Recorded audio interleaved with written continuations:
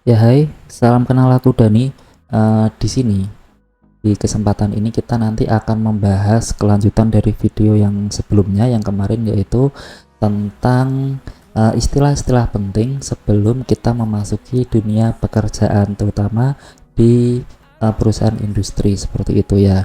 Dan semoga di video ini kedepannya bisa memberikan pengetahuan kepada kita dan membantu kita untuk menjadi lebih efektif dalam bekerja dan berkontribusi secara positif dan demi kesuksesan perusahaan kita ke depan, atau demi kesuksesan kita di perusahaan ke depan. Jadi seperti itu. Yuk langsung aja. Jadi sebelum itu jangan lupa koreksi ketika memang di video nanti akan ada kesalahan dari diri saya, karena saya adalah manusia. Silahkan koreksi dengan menuliskan di komen. Setelah itu, jika materi ini kalian merasa cukup bagus, silahkan like, tapi tidak hanya sebatas like saja, jangan berhenti di pada kalian. Silahkan di share kepada teman-teman kalian supaya teman-teman kalian pun juga bisa tahu tentang informasi ini. Dan setelah itu, jangan sampai lupa, bagi yang belum subscribe silahkan di subscribe, lalu bunyikan loncengnya agar selalu mendapatkan notifikasi dari video ini. Jadi di pembahasan kali ini, untuk melanjutkan yang video kemarin, istilah apa yang harus kita ketahui? Nah, kita mulai dengan professional development. Nah, apa itu professional development? Professional development itu adalah sebuah upaya kita untuk meningkatkan keterampilan yang kita miliki, suatu juga pengetahuan yang kita miliki, dan kompetensi kita di tempat kerja kita. Nah, untuk apa? Nah, jadi professional development ini adalah dalam rangka untuk meningkatkan karir kita dan kemampuan kita di sebuah dunia pekerjaan. Dan pada dasarnya atau biasanya untuk professional development ini biasa dilakukan oleh perusahaan, yaitu dengan melakukan pelatihan-pelatihan ataupun melakukan seminar maupun webinar. Intinya apa saja yang bisa meningkatkan kualitas kita, value kita dalam karir pekerjaan kita.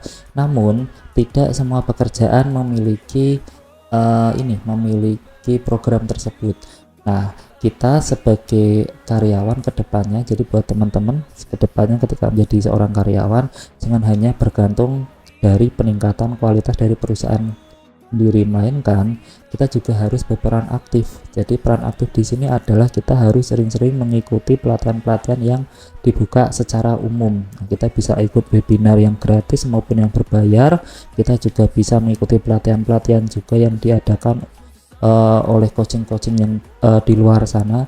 Intinya semakin banyak kemampuan yang kita ketahui dan kita miliki, maka value kita sebagai orang dan sebagai karyawan pun juga akan meningkat. Setidaknya ketika perusahaan kita tidak bisa mengapresiasi kita, siapa tahu di perusahaan lain bisa lebih mengapresiasi kemampuan kita, dan tentu ini bisa menjadi batu loncatan karir yang bagus buat diri kita. Nah, jadi pesannya seperti itu.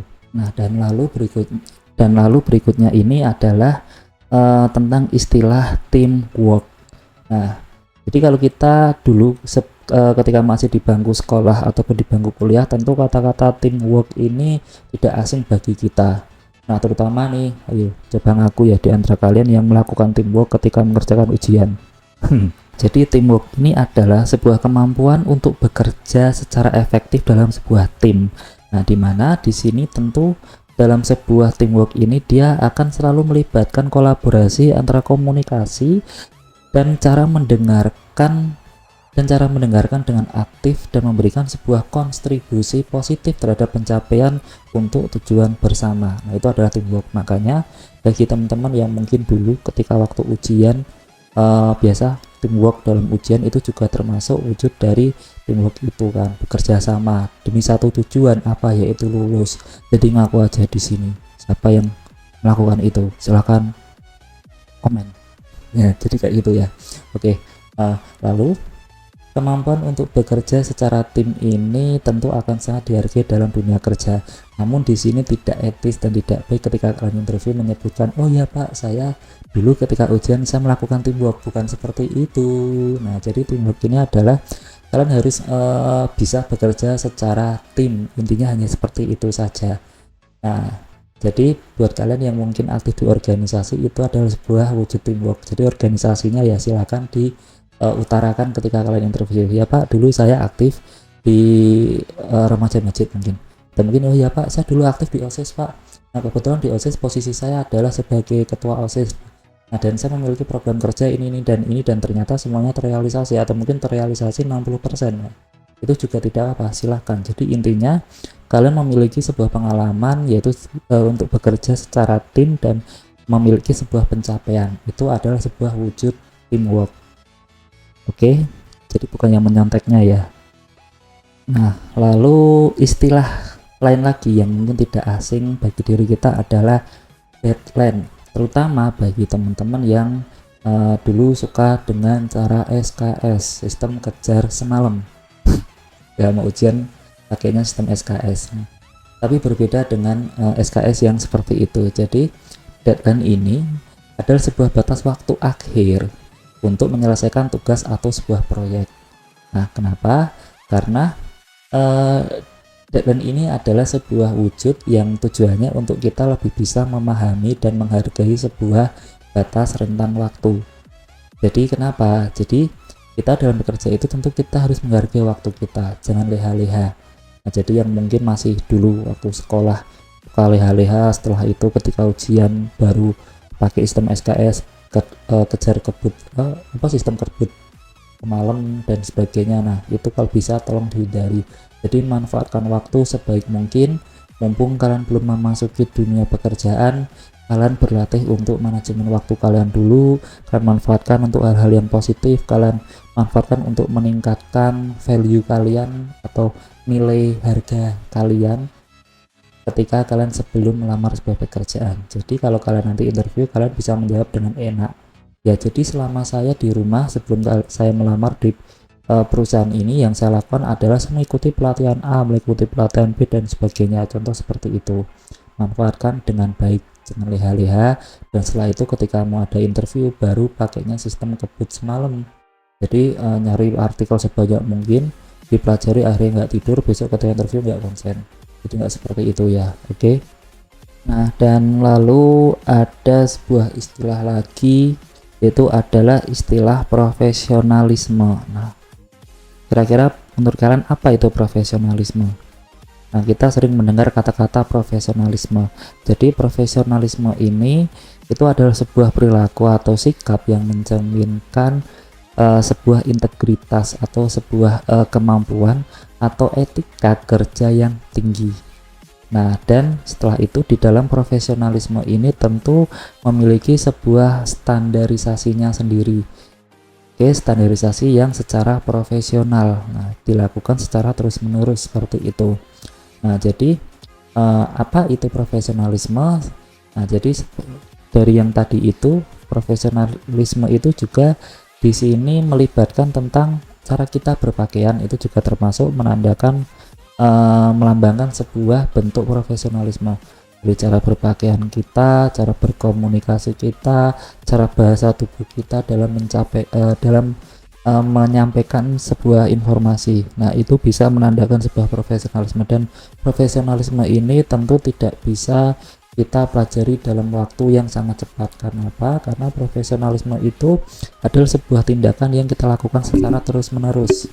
Nah contohnya seperti ini, seorang dokter tidak akan dipanggil sebagai seorang profesional di bidang kedokteran ketika dia tidak melakukan terus-menerus untuk belajar menjadi dokter. Contoh seperti itu ya. Atau mungkin seorang profesionalisme di bidang pertukangan pun juga tidak akan dianggap profesional di bidang pertukangan ketika dia tidak melakukan secara terus-menerus. Jadi kita pahami dulu, untuk menjadi seorang profesionalisme ya kita harus sering melakukan. Jadi buat teman-teman yang mau melamar pekerjaan, nah ketika kalian ditanya seberapa profesionalkah kalian dengan pekerjaanmu, nah itu tidak bisa kalian jawab hanya sebatas dengan ungkapan. Kenapa? Karena kita harus membuktikan. Contoh kalau kalian memang merasa bahwa kalian pandai akuntansi, nah itu juga sebagai wujud bahwa kalian memiliki profesionalisme di bidang akuntansi tersebut. Jadi buktikan dengan apa? Buktikan dengan kalian bisa mengerjakan soal-soal akuntansi, atau buktikan dengan kalian tahu beberapa istilah-istilah akuntansi, contoh seperti itu. Oke, jadi eh, ya ini tadi silahkan untuk bisa dipahami lebih lanjut ya teman-teman ya. Nah oke, di pembahasan istilah berikutnya yaitu yang perlu kita ketahui adalah pembahasan tentang negotiation atau negosiasi. Nah negosiasi itu apa? Nah betul sekali, kita banyak tahu tentang negosiasi. Jadi negosiasi itu adalah sebuah proses untuk mencapai sebuah kesepakatan, dan biasanya di negosiasi ini melibatkan kedua belah pihak. Nah, jadi sebagai contoh umumnya, negosiasi ini harus kalian ketahui atau harus kalian benar-benar matang untuk menghadapi sebuah proses interview, di mana nanti di dalam interview itu akan banyak hal-hal yang membutuhkan negosiasi antar kedua belah pihak, yaitu antar diri kalian dengan si interviewer ini. Nah, sebagai contoh ya, ketika kita di interview tahap awal, kita juga harus bisa bernegosiasi. Sebagai contoh, oke, saya bisa bekerja di perusahaan Bapak. Nah, kenapa? Karena menurut saya ini memiliki keahlian ini, itu, dan sebagainya. Jelaskan saja, itu juga termasuk sebuah negosiasi. Nah, jadi kalau negosiasi di tahap awal ini diterima dengan penjelasan kalian bahwa kalian memiliki benefit khusus untuk perusahaan yang sedang kalian lamar, dan perusahaan kalian itu juga membutuhkan karakter orang yang seperti kalian, maka kalian akan bisa dilanjutkan ke interview tahap selanjutnya. Nah, sampai nanti ke dalam interview tahap yang paling finalnya nih, biasanya di interview final negosiasi ini sangat penting sekali, yaitu apa? Karena di situ kita akan ada sebuah kesepakatan untuk membahas negosiasi gaji, kesepakatan kontrak, setelah itu tentang bagaimana cara ketika menyelesaikan sebuah konflik di perusahaan tersebut, lalu ada negosiasi tentang budaya kerja dan sebagainya. Nah, itu nanti akan dibahas di negosiasi di tahap interview final. Jadi kita harus pintar untuk bernegosiasi dulu. Nah, jadi negosiasi ini kita bisa belajar kok banyak. Jadi cara untuk kita bisa bernegosiasi ya mau nggak mau kita harus memperluas pengetahuan kita, supaya apa? Supaya kita bisa mencari kesepakatan dengan baik. Jadi jangan sampai di negosiasi itu kita kalah dan akhirnya kita mendapat hal-hal yang tidak kita sukai, intinya seperti itu. Nah, akhirnya menyesal, kerjanya tidak maksimal kayak gitu ya. Oke, jadi pahami, belajar untuk bisa bernegosiasi. Nah, lalu ya ini mungkin yang terakhir di video ini, sebelum nanti akan kita sambung lagi di video selanjutnya ya. Jadi di pembahasan berikutnya yaitu kalian juga harus mengetahui tentang apa itu feedback.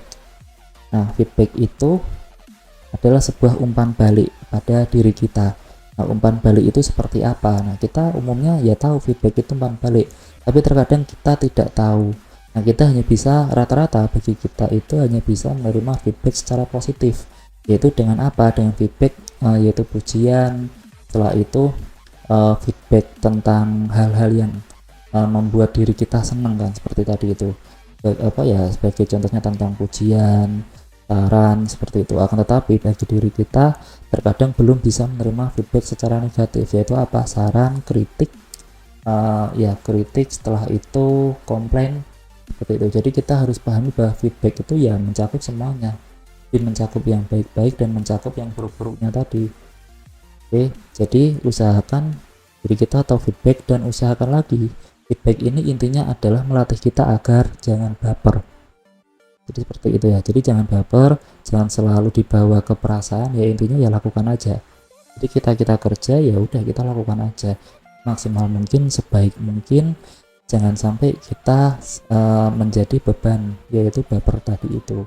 Tidak semua feedback buruk itu berdampak buruk, tapi kalau kita menelaah dengan baik, maka itu akan menjadi sebuah sisi positif bagi diri kita untuk bisa berkembang dan maju. Jadi seperti itu. Kenapa? Ya karena anggap aja ginilah, feedback itu kayak orang sebenarnya sayang kepada kita dan memberikan kritik untuk apa? Untuk supaya kita bisa lebih bagus lagi. Nah, karena apa? Karena semua orang itu wujud sayangnya beda-beda, penyampaiannya beda-beda. Bisa dengan cara penyampaian dengan pesan moral atau saran, ataupun mungkin dengan cacian. Cacian ini bisa jadi juga bisa membangun diri kita kalau kita bisa mentelaah dengan baik. Jadi gitu, dalam poin feedback ini intinya adalah jangan baper. Ya, itu tadi adalah beberapa pembahasan di video kesekian kita, yaitu tentang aspek apa saja atau istilah apa saja yang perlu kita ketahui sebelum kita memasuki dunia pekerjaan, terutama pekerjaan di dunia industri seperti itu ya. Kenapa? Karena semoga dengan informasi ini ke depan bisa menambah wawasan kita. Setelah itu juga bisa bermanfaat bagi diri kita untuk kita bisa bekerja secara maksimal dan optimal. Nah, dan setelah itu kita bisa mempersiapkan diri kita untuk menjadi karyawan yang lebih baik ke depannya. Nah, jadi sebelum saya tutup video ini, sekali lagi saya ingatkan bagi kalian yang merasa suka dengan video ini, silahkan di like, dan setelah itu jangan hanya berhenti di kalian. Kalau memang video ini bagus, silahkan sebarkan ke teman-teman kalian, supaya apa ya, supaya teman kalian juga mendapat kebaikan dari informasi di video ini. Nah, selain itu jangan lupa diklik yang tombol merah di bawah yang bertuliskan subscribe, dan jangan lupa juga diaktifkan notifikasinya supaya kalian juga selalu mendapatkan informasi-informasi lain lagi di channel ini seperti itu. Dan jangan lupa silahkan di komen saja, barangkali memang dari kata-kata saya ada yang salah, di komen saja, silahkan di komen sesuka kalian, mau itu komen baik, komen pedas, saya juga tidak masalah. Intinya komen yang bisa membangun untuk diri saya dan channel ini ke depannya. Oke, demikian dari saya dan ucapkan terima kasih. Sampai jumpa di video selanjutnya. Bye bye.